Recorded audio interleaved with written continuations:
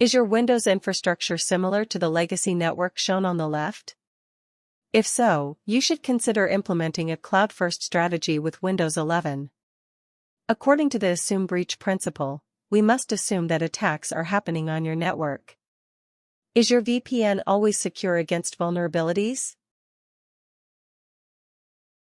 If you have too many dependencies in your Active Directory, you should at least use a hybrid deployment to synchronize your identities and devices with Entra ID.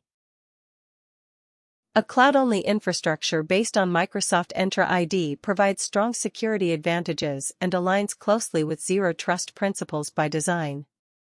A hybrid environment has significant security drawbacks. The three most important ones are: 1. Hybrid joined devices cache Active Directory credentials such as NTLM hashes or Kerberos tickets, which attackers can extract if they steal a device.